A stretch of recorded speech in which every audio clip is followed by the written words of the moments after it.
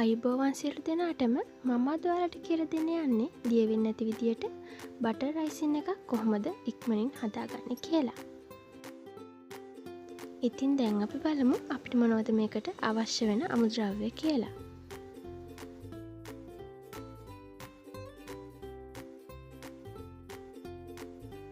icing sugar gram 400ක් මම මෙතන අරගෙන තියෙනවා.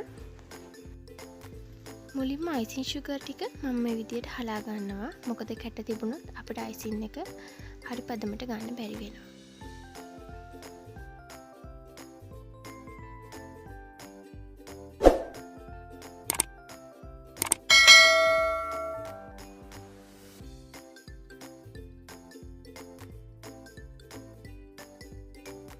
දැන් අපි icing sugar ටික හලාගෙන ඉවරයි.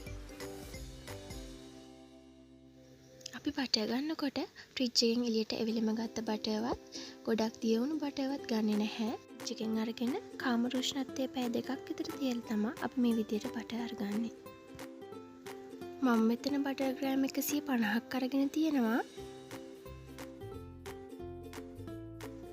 දැන් අපි බටර් එකේ කහ පාට ටිකක් අඩු වෙනකන් විනාඩි 3ක් විතර හොඳින් බීට් කරගන්නවා.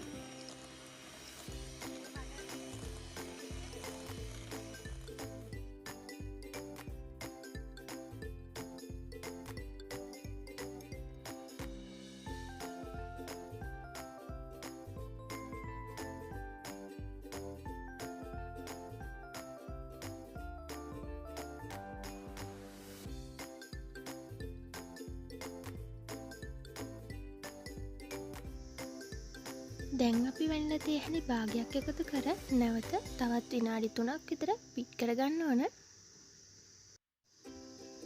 බටර් එක ක්‍රීම් වන තුරු මේ විදිහට හොඳින් බීට් කරගන්න.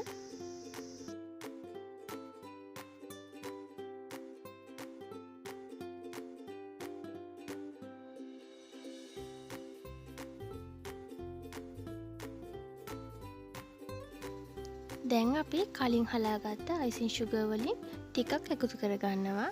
ඔක්කොම එකපාර එකතු කරන්නේ නැහැ. ටිකක් එකතු කරලා මුලින් ටිකක් බීට් කරලා ඊට පස්සේ ඊළඟ ටික එකතු කරගන්නවා.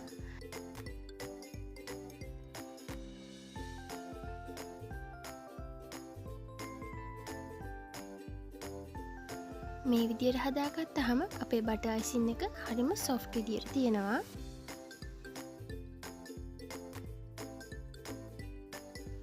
මේ ආකාරයට විනාඩි 10ක් විතර අපි බීට් කරගන්න අවශ්‍යයි. උෂ්ණත්වය අනුව icing sugar ප්‍රමාණය මීට වඩා අඩු වැඩි වෙන්න පුළුවන්.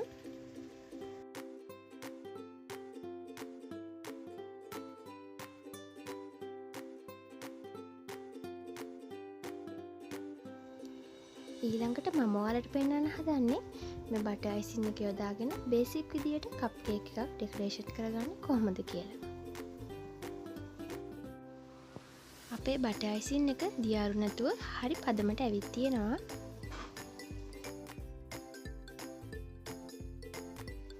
මම මේ බටර් අයිසින් එකෙන් කොටසක් වෙන් කරගන්නවා අපිට චොක්ලට් අයිසින් එක හදාගන්න. දැන් අපේ බටර් අයිසින් එකට මැංගෝ එසන්ස් බින්දු කිහිපයක් එකතු කරලා හොඳින් කවලම් කරගන්නවා.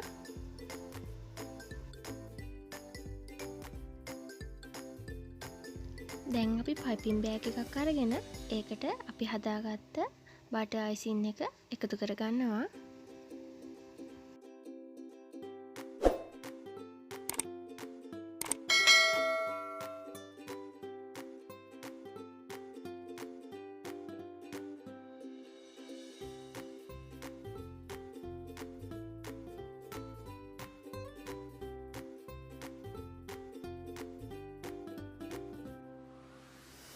මේ තියෙන්නේ මම කලින් හදාගත්ත කප් කේක් කිහිපයක්.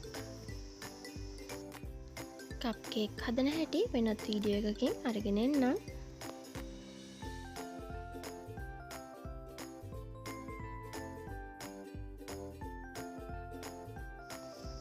දැන් අපි මේ විදියට කප් කේක් එක අයිසින් කරගන්නවා. ඔයගොල්ලන්ට කැමති කලර්ස් එකතු කරලා ඕනෑම විදියක ඩෙකොරේෂන් එක මේ විදියට කරගන්න පුළුවන්.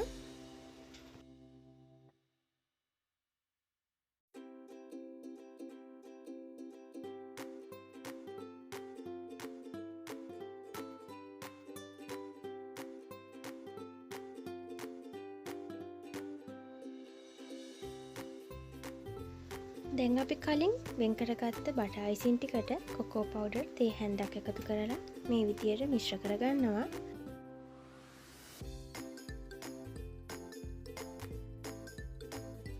ඔයගොල්ලන් කැමති නම් මේ විදියට කෝෆි කුඩු ස්වල්පයකුත් එකතු කරලා හොඳින් මිශ්‍ර කරගන්න පුළුවන්.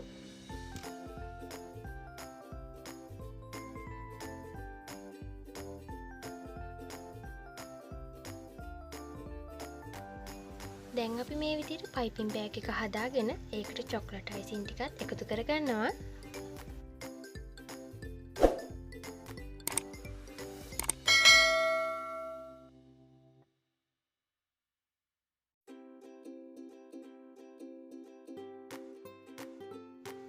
මේ විදිහට ඕනෑම කලර් එකක් පාවිච්චි කරලා ඕනෑම රසයකින් බටර් අයිසින් ඔයාලට ලේසියෙන්ම හදාගන්න පුළුවන්.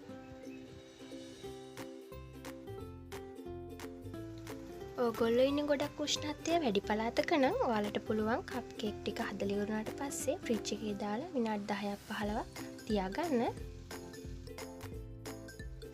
ඉතින් මම හිතනවා ඔයාලට පැහැදිලි වෙන්නේ නැති කියලා මේ බටර් අයිසින් එක කොහොමද දිය වෙන්නේ නැති විදියට හදාගන්නේ කියලා. මේ වගේ රසවත් වීඩියෝ එකකින් අපි නැවත හමු වෙමු.